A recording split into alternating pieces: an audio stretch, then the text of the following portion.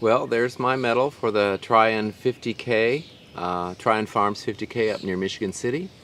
Um, I finished. They had a limit of 8.5 hours. I got killed by the sun on third out of fifth loop and just really took my time down. I was on time, pretty close. I wanted to roughly be an hour and a half on each loop, and I would have made it. First loop, a little under. Second loop, I think I got 10 or 15 minutes over. Third loop, no. I mean, it added, I was almost probably 45, 55 minutes over my time limit. I mean, over my hour and a half. Then I came back on the fourth loop, and the sun went away. I mean, cloud cover for most of all the fourth and almost all the fifth. So I actually got back 20, 30 minutes on the fourth loop. And then the fifth loop, I took off running. I was running through the fields and doing pretty well. Got into the woods, and then my left ankle, I did not sprain it yesterday, but it's still rehabbing, and I've never really rehabbed it right. I need to strengthen it. So it was bothering me some. And when I went out to do the fifth loop, I was the only person. No one was behind me. So I actually was the only person on the course, and I had a nice British couple. They're like 2.5 miles from the end or something, and they waited for me, and they helped me fill my vest up with water because I was just kind of but I was determined. Usually I come up with a good excuse, and sometimes they really are, you know. Sometimes you have to throw in the towel and just be safe, you know. I'm still a beginning ultra runner. I always, after yesterday, I don't feel like a wannabe. I feel like I'm a beginning ultra runner. I think I was kind of a wannabe before that, but yesterday I think it was really important for me because I had plenty of opportunities to drop, and the third loop was really, really rough with that heat. But I was just determined that I've got to get, you know, mentally tough. You know, after you get past the marathon, even before then, a lot of it is mental. You really just have to have mental toughness. So as I put on Facebook, it sucks to be you, negative voice in my head, because I won yesterday over that. So 8.5 hour limit. I think I finished at 9:23. And I probably stayed in aid stations a little long because I was trying to cool down a little bit. And TMI, but I did really well at hydrating, which meant I felt like I was going to the bathroom every 10 minutes, especially those last two loops. But you also get to check and see if you're hydrated properly. But I drank well, I ate well. I forced myself to eat those gels or honey stinger waffles or the energy beans, or I always ate bananas as I went around. And pop really helps toward the end. I even drank some berry flavored Gatorade or something. It wasn't the normal, and it tasted pretty good. So I did all those things well. I didn't have any cramping. Just the ankle started to get a little ouchy there, especially if I stopped and aid station started off again. It took a little while a few minutes for it to stop hurting.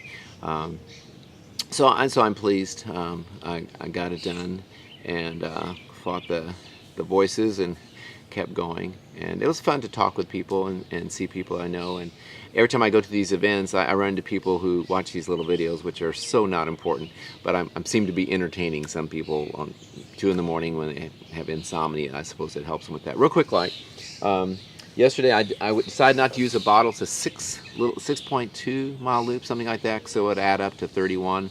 The Garmin did not show 31 because there was so many little trails where you're going in and around right next to each other, and so the Garmin just averages. So I doubt anybody's Garmin or anything would show a full 31, but I did it all. You could cheat on this course so easily. Will, the race director, and I were talking. I said, this is a cheater's course.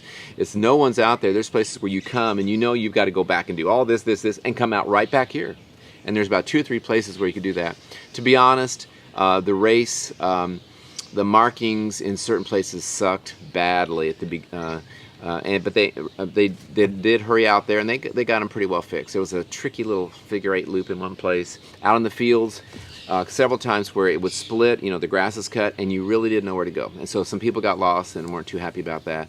So they'll improve that next year. They just need to do a little better job of double streamers if you turn right, and a little more spray painting, and I'd say a few more signs. But overall, it wasn't too bad. And I missed a couple, totally my fault, and I caught it. But there were some where it was a little bit confusing. It's a pretty route, and you're in the woods, but you're exposed out a lot in some fields when the sun is out. Wow! So I didn't use a bottle. I've got a Spire. Is that what it's called?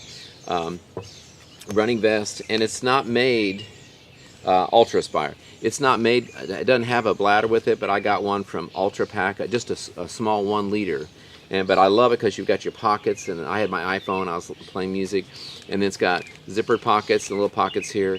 and you can throw stuff in the back too as well, even with the 1 liter. So that was great for just a 6-mile loop. It wasn't enough water for me all the way around, because I try to sip, you know, every couple minutes. I'm taking just a small sip. I'm not overhydrating, you know, but it really helped. And then I saw somebody wearing one of these from the beginning. I think it went on my second loop or something. I thought, oh, I'm going to get that out. So I called Susie and said, get that ready. And I'd never used it before. I just got it on sale when I was buying some toe socks from these folks. And so I use this. I would dip it in ice water and have the water dripping down my neck, and it was nice. I used it for loops 3 and 4 and 5. I didn't mess with it. I ran with my Hoka Stinson Evos. I think I saw a couple of pair of Hokas out there, and I didn't change shoes. I have some Mafate waterproofs that I got real cheap on eBay, and I was going to change into these Adidas fast packing trail running shoes, but my ankles I would have been screaming just trying to get them into these. So I just stayed with those, didn't change socks, didn't change shirt, just kept going. And so I'm pleased. And I got to talk with some nice people, and I got to see some people from Indiana trail running, and a mosquito was getting me. And so I'll get Susie in a second, because she had an interesting day there as well. But overall, so it was a great experience. Got up to past 80, I think, at one point, and I just don't do really well in heat. But I just kept drinking, and I was absolutely determined to keep going. So I have a 12-hour ultra in Terre Haute in 3 weeks at the Hawthorne half day, and I'd like to get 50 in those 12 hours. But I'm going to see how close I can get. I'm pretty sure 40 won't be a problem. I did 30 something in my first 8-hour ultra at Howl at the Moon a few years ago, and I'd never even gone a marathon at that point. So I was amazed, and I took breaks. I sat down, and so we'll see what happens. I'm going to really have to be careful. I'm going to work on this. I've been babying this ankle too much, and probably the main thing I need to do is I get ready for the IT 100 next April. I've been kind of slogging my speed. And not that I need to be fast, but I just need to get my run, when I'm running, doing my run walk thing, I need to get my running paces up a minute or two faster for a longer time. And then I know toward the end I'll be doing a lot of hiking. So this summer I'm going to be hiking like crazy at the Jackson Washington Forestry and over Bologna. There's some just killer hills, and not running some of those, just power hiking, because that's a really important part of it. So anyway, it was a good day, and I'll get Susie in here in a second.